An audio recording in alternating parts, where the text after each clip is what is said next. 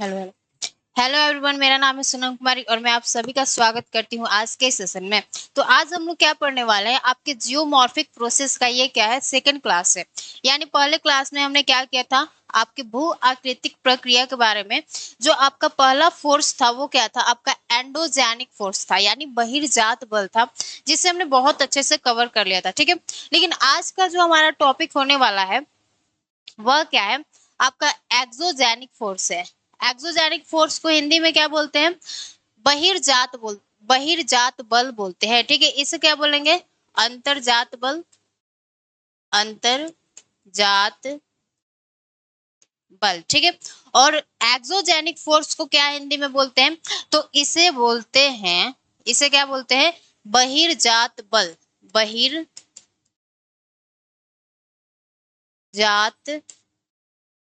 बल। ठीक है, आपका अंतर्जात बल क्या होता है, बहिर्जात बल क्या होता है, वो सारी बातें हमने आपको पहले क्लास में बता दिया है।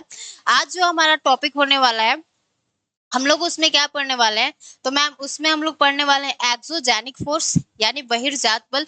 उसमें हम लोग भी क्या क्या चीजें पढ़ेंगे, तो सबसे पहले तो हम लोग वेदरिंग प्रोसेस को जानेंगे, यानी हमारा अपक्षय क्या होता है, अपक्षय अपक्षय क्या होता है। फिर हम लोग जानेंगे इरोशनल एक्टिविटी को, यानी हमारा अपर्दन क्या होता है, इसे हिंदी में क्या बोलते हैं, अपर्दन। ठीक है, फिर हमारा लास्ट में क्या आ जाएगा, डिपोजिशन यानी निक्षेपण, निक्षेपण। ठीक है, तो आपको टॉपिक समझ में आ गया कि मैम एक तो हमने अंतर्जात बल को बहुत अच्छे से पढ़ लिया है, लेकिन आज का जो हमारा टॉपिक होने वाला है वह है एक्सोजेनिक फोर्स, बहिर्जात बल। हमने आपको बताया था कि हमारे पृथ्वी सतह पर दो तरह के बल लगते हैं, एक जो कि पृथ्वी सतह के अंदर से लगता है उसे एंडोजेनिक फोर्स कहते हैं, दूसरा पृथ्वी सतह के ऊपर से लगता है उसे क्या कहते हैं, एक्सोजेनिक फोर्स कहते हैं। तो इस वेदरिंग प्रोसेस में हम लोग क्या पढ़ने वाले हैं, तीन तरह के वेदरिंग को पढ़ेंगे। ठीक है, जो कि आज हमारा कंप्लीट हो जाएगा।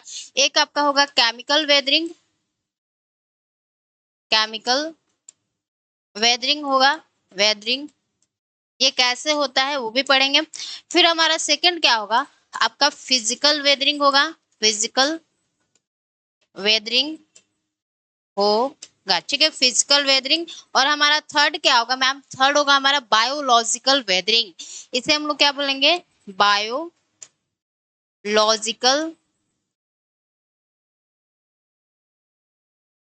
Weathering, biological weathering. ठीक है, तो तीन तरह का वेदरिंग प्रोसेस के बारे में आज हम लोग पढ़ेंगे, बहुत अच्छे से और डिटेल में पढ़ेंगे ताकि आप कभी भी भूल ना सके। ठीक है, तो देखिए अब थोड़ा सा हम लोग सबसे पहले वेदरिंग को पढ़ने से पहले समझ लेते हैं कि ये वेदरिंग क्या होता है, इरोजन क्या होता है, डिपोजिशन क्या होता है। उसे ना इमेज के थ्रू क्या कर लेते हैं, बहुत अच्छे से समझ लेते हैं। तब हम लोग क्या करेंगे, अपने केमिकल वेदरिंग पे आएंगे, फिजिकल वेदरिंग पे आएंगे, बायोलॉजिकल वेदरिंग पर आएंगे। ठीक है, तो यहाँ पे आपको समझना क्या है, पहले तो आप लोग बहिर्जात बल के बारे में थोड़ा सा लिखिएगा, फिर हम लोग आगे बढ़ेंगे। जैसे हमने अंतर्जात बल के बारे में कुछ लिखा था, वैसे ही बहिर्जात बल के बारे में आपको लिखना होगा। तो देखिए यहाँ पे लिखिए कि बहिर्जात बल, बहिर्जात बल,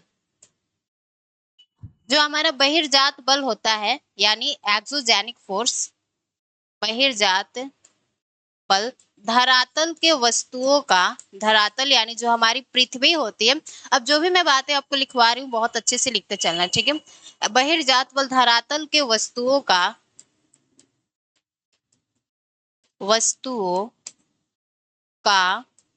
अपक्षय, अपक्षय, अपक्षय को इंग्लिश में क्या बोलते हैं, वेदरिंग। ठीक है, अपक्षय, अपर्दन तथा निक्षेपण करने का काम करता है, निक्षेपण करने का काम क्या करता है, का काम करता है। ठीक है, समझ में आ गया। तो देखिए एंडोजेनिक फोर्स में हमने क्या पढ़ा था कि मैम जो हमारा एंडोजेनिक फोर्स होता है ना, वह हमारे धरातल के वस्तुओं को ऊपर उठाने का काम करता है, लेकिन जो हमारा बहिर्जात बल होता है वह क्या करता है, धरातल के वस्तुओं का क्या करता है मैम, तो सबसे पहले तो मैम हमारा अपक्षय यानी वेदरिंग करता है, वेदरिंग, वेदरिंग करता है, ठीक है। फिर वेदरिंग के बाद मैम क्या करता है, अपरदन करता है, यानी इरोजनल एक्टिविटी करता है, इरोजन, यहाँ पे इसको इरोजन लिख सकते हैं, ठीक है, इरोजन। और मैम क्या करता है, हमारा डिपोजिशन करता है, यानी निक्षेपण करता है। इसको मैं किस कलर से लिखूं, चलो इससे लिख देता है, ठीक है। और क्या करता है मैम, डिपोजिशन, डिपोजिशन करता है। तो अब थोड़ा सा ना इनको इमेज के थ्रू क्या करते हैं, समझते हैं कि आपका वेदरिंग क्या होता है, इरोजन क्या होता है, डिपोजिशन क्या होता है, ठीक है। फिर हमें अच्छे से चीजें क्या हो जाएंगी, बहुत समझ में आ जाएंगी। तो इसके लिए हम लोग क्या करेंगे, एक इमेज बनाएंगे और उसी इमेज में क्या करेंगे, सारी बातें वेदरिंग, इरोजन और डिपोजिशन को क्या करेंगे, समझ लेंगे, ठीक है। तो देखिए यहाँ पे आपको क्या करना है मैम, मेरे साथ में आपको क्या करना है, इमेज ड्रॉ करना है। यहाँ पे एक तो हम लोग माउंटेन बनाएंगे, ठीक है, ये हमारा माउंटेन हो गया, बस दो ही माउंटेन बनाएंगे। अब यहाँ पे क्या है आपकी, देखो अब होता क्या है, वेदरिंग का मतलब क्या होता है। सबसे पहले हम लोग क्या करते हैं, आपको मैं इमेज में पहले बाद में समझाऊंगी कि हमारा वेदरिंग प्रोसेस क्या होता है, पहले खुद से समझ लेते हैं, ठीक है। तो देखो वेदरिंग का मतलब क्या होता है उसे समझते हैं। वेदरिंग का मतलब क्या होता है, यानी अपक्षय का मतलब क्या होता है कि कोई हमारा बड़ा सा मैम चट्टान है, ये क्या हो गया, चट्टान हो गया। अब इस चट्टान का क्या होगा, यह जो चट्टान है हमारे छोटे छोटे टुकड़ों में टूट जाता है किसी भी कारण, तो उसे ही क्या कहते हैं मैम, वेदरिंग कहते हैं। यानी किसी बड़े से चट्टान का छोटे छोटे टुकड़ों में टूट जाना, उसे ही क्या कहते हैं, अपक्षय कहते हैं, यानी वेदरिंग बोलते हैं। तो वेदरिंग आपको समझ में आ गया कि मैम क्या होता है, एक बड़ा सा हमारा चट्टान है, वह किसी भी कारण से क्या हो सकता है, छोटे छोटे टुकड़ों में क्या हो सकता है, टूट सकता है, उसी को क्या बोलते हैं, वेदरिंग प्रोसेस बोलते हैं। तो देखिए अब हमें यहाँ पर कैसे समझना है, उसे थोड़ा सा समझते हैं। तो देखो ये हमारा क्या हो गया, माउंटेन हो गया। अब होता क्या है, ये जो हमारा पहाड़ है, इस पहाड़ों से क्या होती है, इस माउंटेन को ना मैं थोड़ा सा नीचे शिफ्ट कर रही हूँ ताकि आपको समझाने में आसानी होगा। एक मिनट,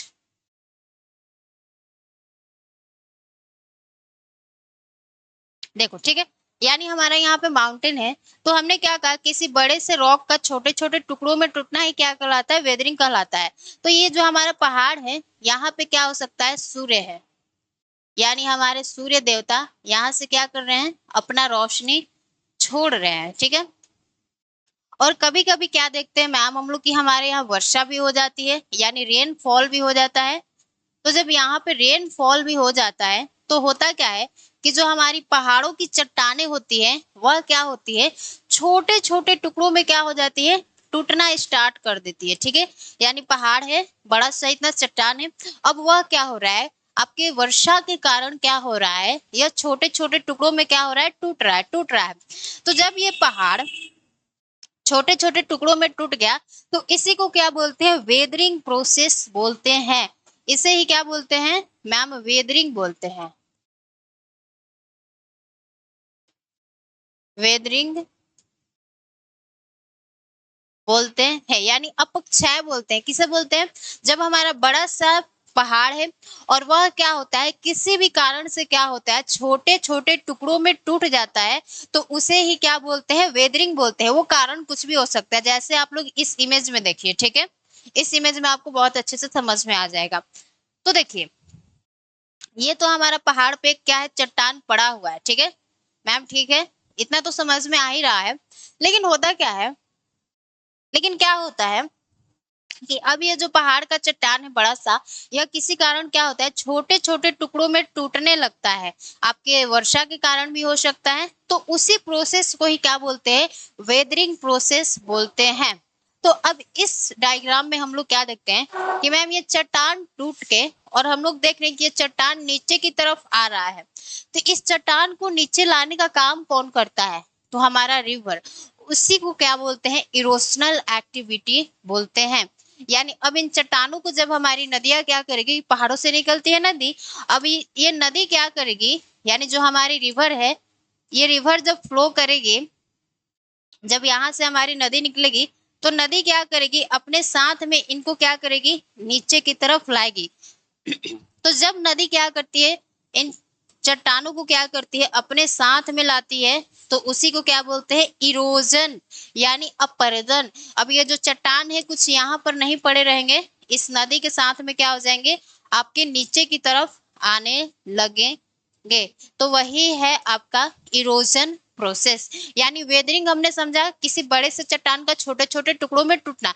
मैम लेकिन ये जो चट्टान है ये टूट कर तो पहाड़ों पर पड़ा रहना चाहिए, लेकिन होता क्या है कि हम लोग देखते हैं कि ये चट्टान नीचे की तरफ आता है। इस चट्टान को नीचे लाने का काम कौन करता है, हमारी रिवर। तो वही रिवर क्या करती है, आपकी इरोशनल एक्टिविटी करती है। तो यहाँ पे आपका तो ये प्रोसेस क्या हो गया मैम, यहाँ पे हम लोग इसे लिख सकते हैं, ये हमारा इरोजन प्रोसेस हो गया। यानी ये आपका हो गया अपरदन वाला क्रिया। लेकिन अब हम लोग क्या देखते हैं कि मैम रिवर का ना एक समय आता है, यानी उसे ओल्ड एज बोलते हैं। जब नदियों की ढाल कम हो जाती है तो वह क्या हो जाती है, जो भी अपने साथ में सेडिमेंट्स को लाती है, यानी कंकड़ पत्थर को लाती है, तो उसे क्या करती है, समुद्र में जाने से पहले क्या करती है, उसका डिपोजिशन, यानी उसे क्या कर देती है, एक जगह पे इकट्ठा कर देती है। मान लीजिए अब यहाँ पे नदी को क्या मिल गया, बड़ा सा समुंदर मिल गया, ठीक है। अब इस बड़े से समुंदर में क्या करेगी, जो हमारी रिवर है, जो अपने साथ में जो भी सेडिमेंट्स को लाई है, यानी ये छोटे बड़े जो कंकड़ पत्थर है उसको लाई है, तो इसको क्या कर देगी, इस हमारे समुंदर में क्या कर देगी, डिपोजिशन, यानी उसका क्या कर देगी, तो निक्षेपण कर देगी। तो अब कुछ ऐसे यह निक्षेपण कर देगी। तो निक्षेपण करती है तो कैसे, डेल्टा बनाती है, ठीक है। तो उससे भी पढ़ेंगे कि डिपोजिशन जब होता है तो हमारी रिवर क्या करती है, डेल्टास का फॉर्मेशन करती है। और इरोशनल एक्टिविटी में हमारी रिवर जब इरोशनल एक्टिविटी करती है तो डिफरेंट डिफरेंट लैंड फॉर्म्स का फॉर्मेशन करती है। जैसे वी शेप्ड वैली क्या होता है, गॉर्ज क्या होता है, कैनियन क्या होता है, रैपिड्स क्या होता है, वाटरफॉल क्या होता है, ऑक्सबो लेक क्या होता है, वो सारी बातें अगले क्लास में पढ़ेंगे। लेकिन आज का जो हमारा टॉपिक होने वाला है वो क्या है, आपका वेदरिंग प्रोसेस। यानी आज हमारा पूरा ध्यान कहाँ पर रहेगा, इस वेदरिंग प्रोसेस पे रहेगा। अब ये तो आपको समझ में आ गया ना कि हमारा वेदरिंग क्या होता है, इरोशन क्या होता है और डिपोजिशन क्या होता है। यहाँ पे इसको लिख सकते हैं, ये क्या हो जाता है आपका डिपोजिशन,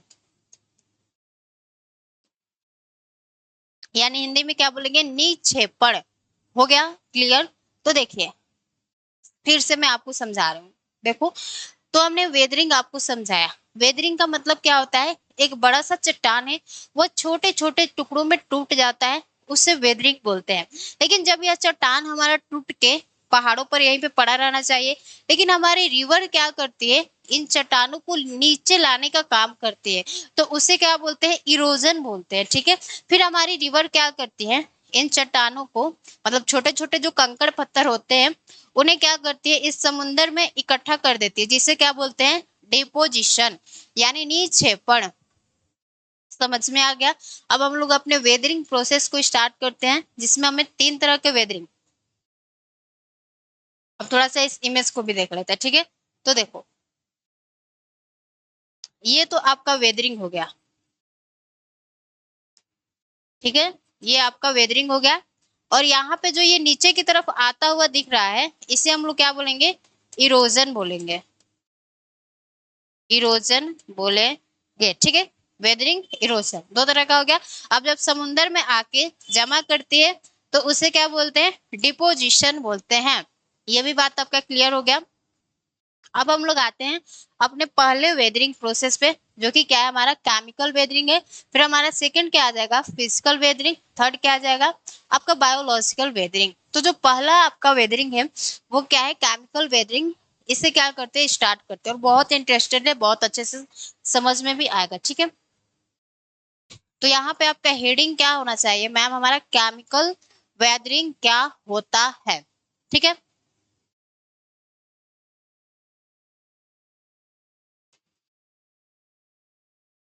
केमिकल वेदरिंग,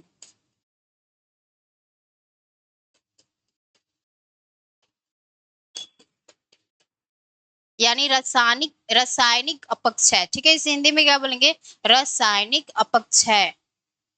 इसे मैं व्हाइट कलर से क्या कर रही हूँ, ऐसे कर रही हूँ। ठीक है, रेड पे व्हाइट बहुत अच्छा लगता है ना। चलो, तो अब हम लोग क्या करते हैं, अपने केमिकल गैदरिंग को पढ़ना स्टार्ट करते हैं। पहले इसके बारे में कुछ नोट्स बनाएंगे। ठीक है, तो देखो सुनो, ये जो आपका केमिकल वेदरिंग होता है ये बहुत ही ज्यादा स्लो प्रोसेस होता है। इसे आप अपनी आंखों से नहीं देख सकते, इतना धीरे धीरे ये प्रोसेस होता है। और इसके बाद में दूसरी बात मैं क्या बता रही हूँ इसके बारे में, ये जो आपका केमिकल वेदरिंग प्रोसेस है यह उस रीजन में ज्यादा देखने को मिलता है जहां पर आपका टेम्परेचर और रेनफॉल दोनों क्या होता है, अधिक होता है। यानी किस रीजन में? तो मैम हमारे इक्वेटोरियल रीजन में क्या होगा, यह क्या होगा, आपका अधिक देखने को मिलेगा। ये हमारा विषुवत रेखा हो गया, ये हमारा ट्रॉपिक ऑफ कैंसर हो गया। ठीक है, और ये हमारा ट्रॉपिक ऑफ कैप्री कौन हो गया। तो इन दोनों के बीच के क्षेत्र को हम लोग क्या कहते हैं, विषुवत रेखीय क्षेत्र कहते हैं। जहां पर क्या होता है कि जो हमारे सूर्य की किरणें होती है वह क्या होती है, सीधी पड़ती है। तो इसलिए यहीं पर क्या होगा, आपका वेदरिंग प्रोसेस अधिक होगा। क्यों? क्योंकि आपको पता होगा कि विषुवत रेखा पर डेली शाम को 4 बजे क्या होती है, हमारी वर्षा होती है। और वहां पर टेम्परेचर भी बहुत अधिक होता है। तो इसके बारे में लिखिएगा।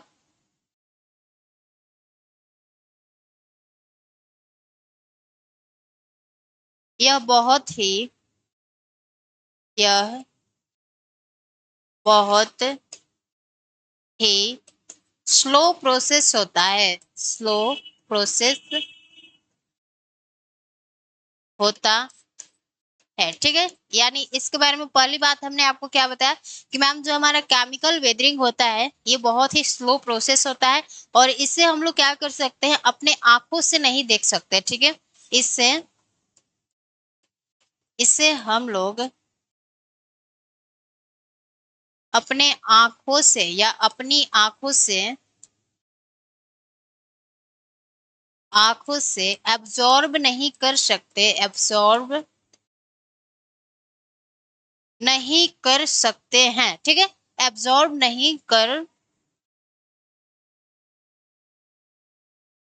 सकते हैं। समझ में आ गया कि मैम जो हमारा केमिकल वेदरिंग होता है यह क्या होता है, बहुत ही ज्यादा क्या होता है, स्लो प्रोसेस होता है। जिस कारण हम लोग क्या कर सकते हैं, इसको अपने आंखों से क्या कर सकते हैं, एब्सॉर्ब नहीं कर सकते हैं। पहला तो महत्वपूर्ण बात इसके लिए ये हो गया। ठीक है, अब हमें दूसरी बात क्या लिखना है कि मैम यह उस रीजन में ज्यादा देखने को मिलता है जहां पर क्या होता है, जो आपका टेम्परेचर और रेनफॉल क्या होता है, दोनों अधिक होता है। ठीक है, तो यहाँ पे ऐसे आप लोग लिखिएगा, यह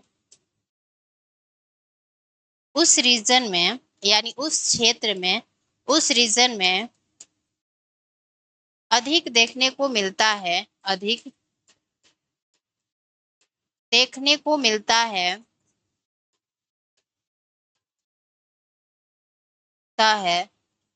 जहां पर टेम्परेचर तथा रेनफॉल रेनफॉल दोनों क्या होता है, हाई होता है। ठीक है, टेम्परेचर तथा रेनफॉल दोनों हाई होता है, हाई होता है है ना। समझ में आ रहा है? आपसे कोई पूछेगा कि जो हमारा केमिकल वेदरिंग होता है वह किस रीजन में ज्यादा देखने को मिलता है, तो मैम जहां पे टेम्परेचर तथा रेनफॉल दोनों हाई रहता है वहीं पे हमें क्या होता है, तो केमिकल वेदरिंग का जो प्रोसेस है ज्यादा देखने को मिलता है। यानी हम लोग यहाँ पे लिख सकते हैं, अर्थात विषुवत रेखीय क्षेत्र में, विषुवत रेखीय क्षेत्र में अधिक देखने को मिलेगा,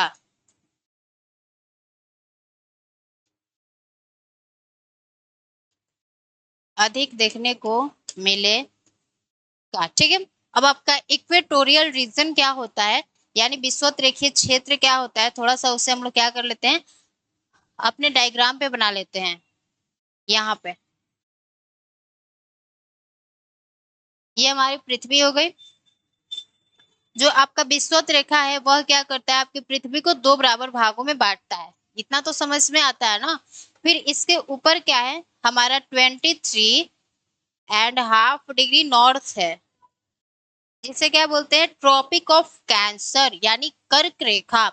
इसके नीचे क्या है, 23.5 डिग्री साउथ, जिसे बोलते हैं ट्रॉपिक ऑफ कैप्रिकॉर्न यानी मकर रेखा। और इन्हीं दोनों रेखा के बीच का जो क्षेत्र होता है, ये जो क्षेत्र होता है, इसी को क्या बोलते हैं, इक्वेटोरियल रीजन यानी विषुवत रेखीय क्षेत्र। क्यों? क्योंकि यहाँ पे क्या होता है कि मैम जो हमारी सूर्य की किरणें होती हैं वह क्या होती है, बिल्कुल सीधे पड़ती हैं। ये जो सन है वो थोड़ा अच्छा नहीं लिखाए हैं, चलो।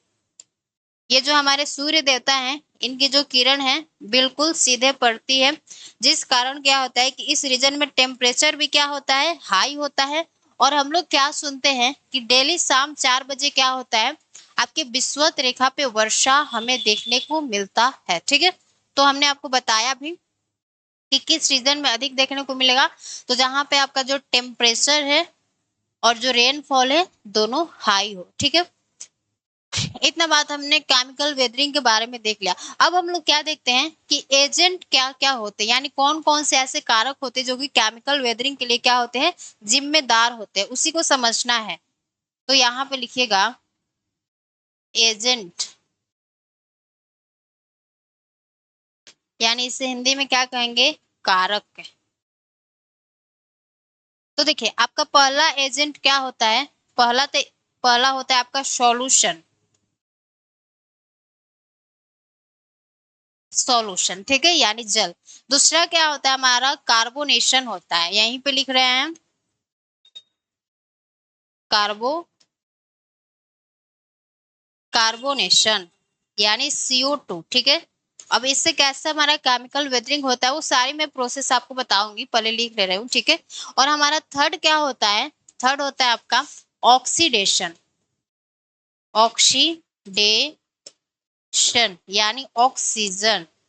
ठीक है, अब तीनों को क्या करना है, हमें बारी बारी से क्या करना है, समझना है। ठीक है, आपका जो सॉल्यूशन होता है वह कैसे हमारे किसी भी चट्टानों को तोड़ने का काम करता है, उसे समझना है। तो देखिए हमारी कुछ चट्टानें क्या करती है, कुछ ऐसे मिनरल्स को कंटेन करती है जो कि क्या होता है, वाटर से जैसे ही रिएक्ट करेगा वह क्या हो जाएगा, डिजोल्व हो जाएगा। जैसे चूना पत्थर जैसे ही वाटर से रिएक्ट करता है क्या हो जाता है, डिजोल्व यानी घुलनशील हो जाता है।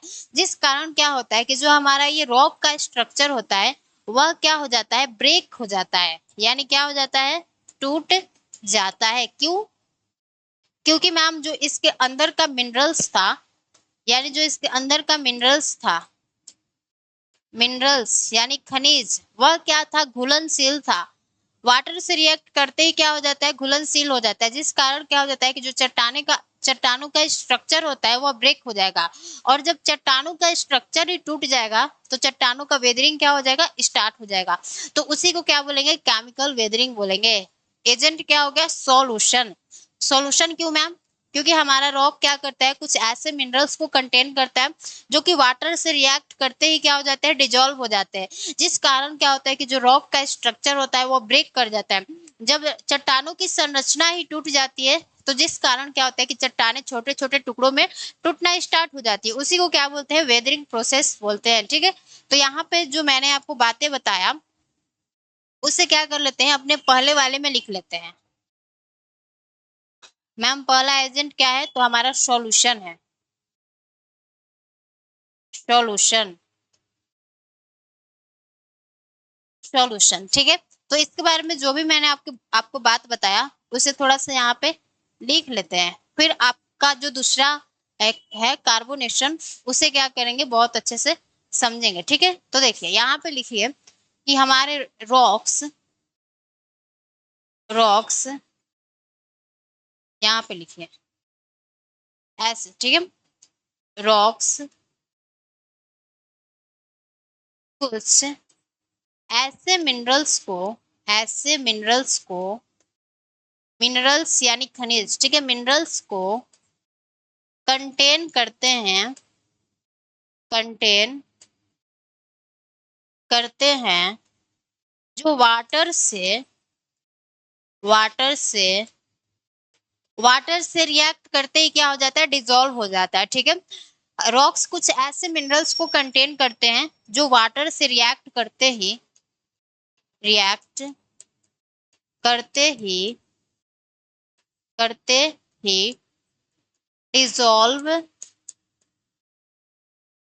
डिजोल्व हो जाता है। ठीक है, डिजोल्व हो जाता है, जिससे क्या होता है, जिससे रॉक का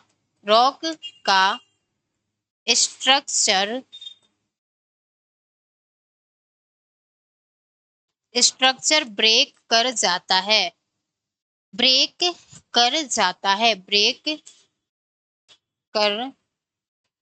जाता है। ठीक है, यानी हमने क्या कहा कि जो हमारी चट्टानें होती है कुछ ऐसे मिनरल्स को कंटेन करते हैं जो कि क्या करते हैं, वाटर से रिएक्ट करते ही क्या हो जाते हैं, डिजोल्व हो जाते हैं, जिससे क्या होता है कि जो हमारा रॉक का स्ट्रक्चर होता है, यानी जो चट्टानों की संरचना होती है, वह क्या हो जाती है, टूट जाती है, और चट्टानों का वेदरिंग क्या हो जाता है, स्टार्ट हो जाता है, स्ट्रक्चर ब्रेक हो जाता है, जिसके फलस्वरूप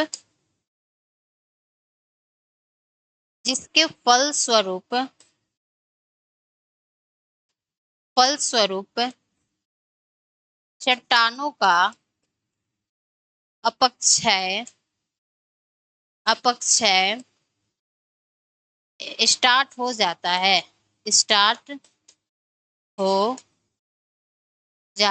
है, चट्टानों का अपक्षय में जब लिख दी हूं तो आपको समझ जाना चाहिए कि जो चट्टानें हैं छोटे छोटे टुकड़ों में टूटना स्टार्ट हो जाएंगी। ठीक है, तो ये हो गया आपका सॉल्यूशन। पहला एजेंट क्या हो गया, सॉल्यूशन को हमने समझ लिया। ठीक है, अब जो हमारा दूसरा एजेंट है वह क्या है, कार्बोनेशन। अब कार्बोनेशन को हम लोग क्या करते हैं, थोड़ा सा अच्छे से समझते हैं। यहाँ पे लिखेगा कार्बोनेशन,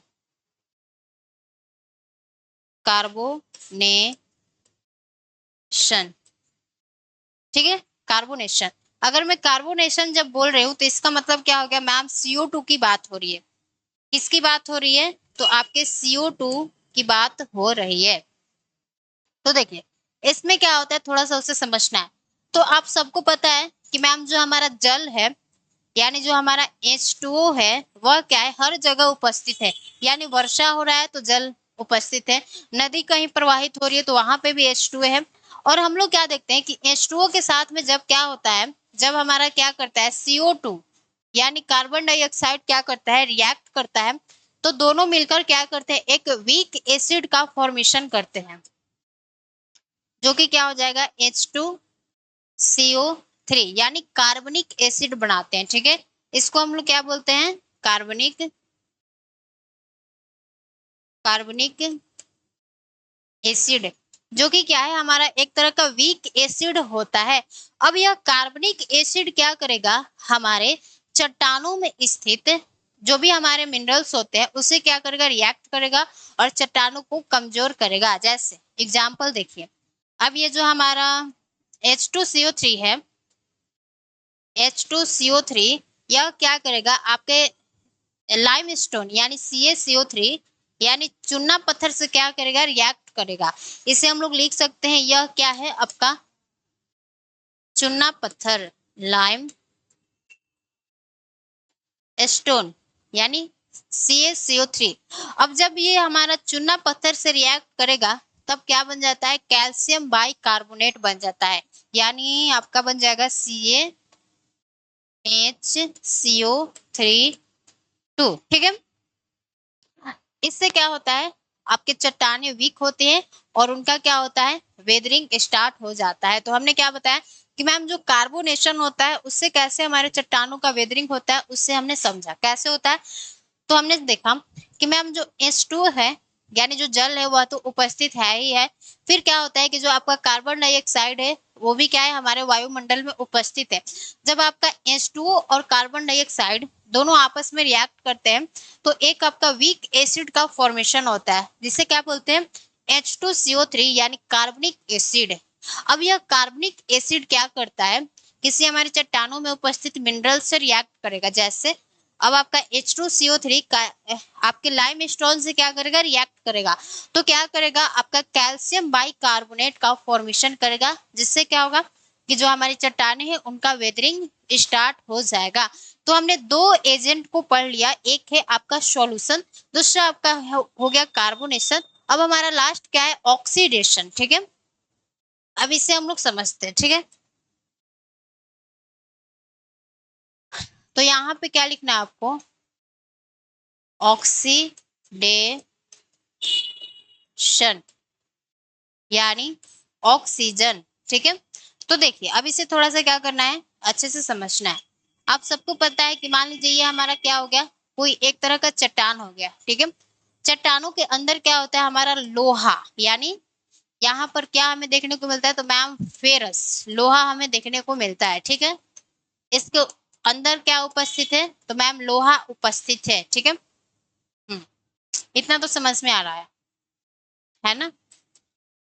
इतना मैम समझ में आ रहा है कि एक चट्टान है और इसके अंदर क्या है, लोहा है, यानी Fe है।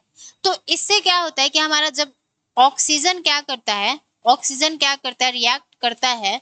अब ऑक्सीजन तो भाई हर जगह है, आपको पता ही है, बिना ऑक्सीजन के हम लोग जी ही नहीं सकते हैं। तो ये ऑक्सीजन क्या करेगा, अब इससे रिएक्ट करेगा तो FeO2 बन जाएगा, यानी आयरन ऑक्साइड बन जाएगा। यहाँ पे क्या आपका बन जाएगा, आयरन ऑक्साइड, आयरन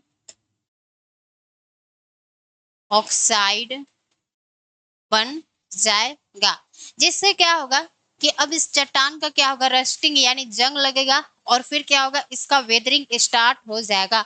तो हमारा तीसरा क्या हो गया, ऑक्सीडेशन हो गया, यानी ऑक्सीजन किस तरह से आपके चट्टानों को तोड़ने का काम करता है उसे हमने देख लिया। तो जो आपका पहला था केमिकल वेदरिंग, केमिकल वेदरिंग को हमने पढ़ लिया। अब हमारा क्या आता है, फिजिकल वेदरिंग आता है। अब फिजिकल वेदरिंग में बहुत आपको इजी समझना है और आसानी से समझ में भी आएगा। ठीक है, तो यहाँ पे आप लोग हेडिंग डालेंगे फिजिकल वेदरिंग, है ना, फिजिकल वेदरिंग।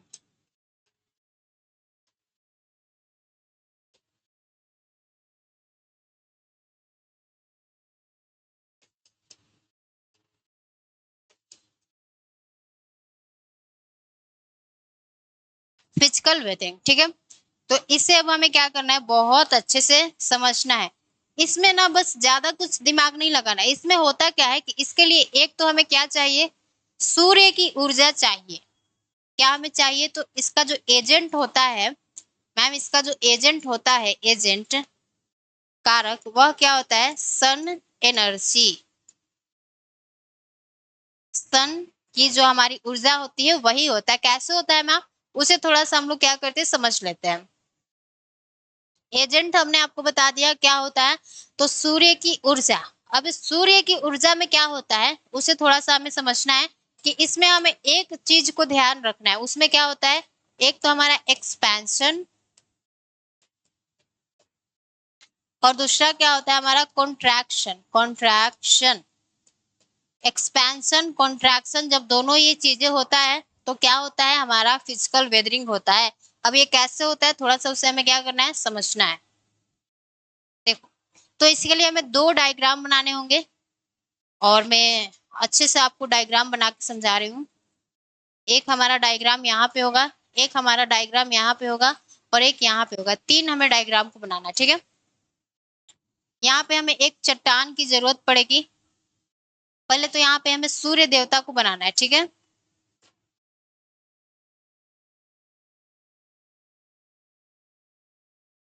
यहाँ पे हमारे सूर्य देवता होंगे और बीच में हमें क्या बनाना है, तो हमें चंद्रमा को बनाना है। चंद्रमा को बनाना है। ठीक है,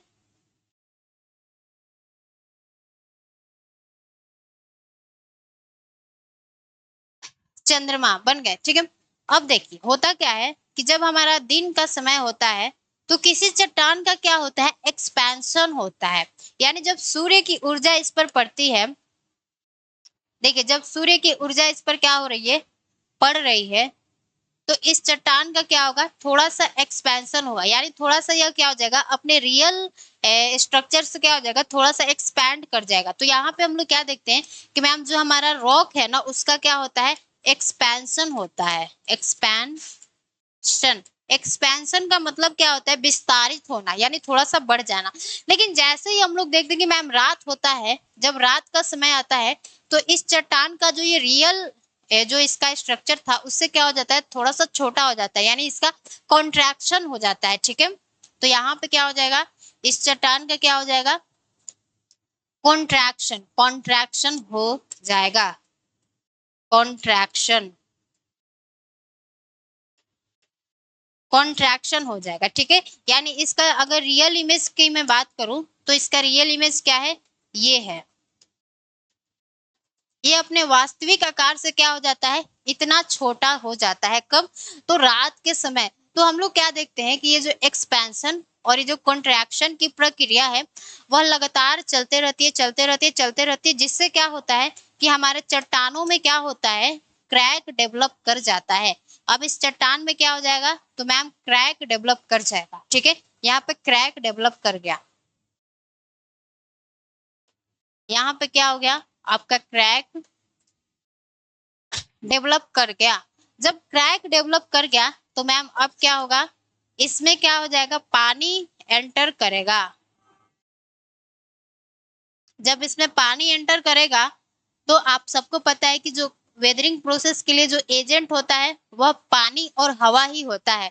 तो जब इसमें हवा और पानी क्या हो जाएगा, एंटर कर जाएगा, तो यह चट्टान क्या हो जाएगा, अब छोटे छोटे टुकड़ों में क्या हो जाएगा, टूटना स्टार्ट हो जाएगा। ठीक है, इसी को हम लोग क्या बोलते हैं, फिजिकल वेदरिंग बोलते हैं। फिजिकल वेदरिंग क्या है, तो मैम इसमें हमें क्या देखना है, सबसे पहले तो सूर्य की ऊर्जा को देखना है, ऊर्जा।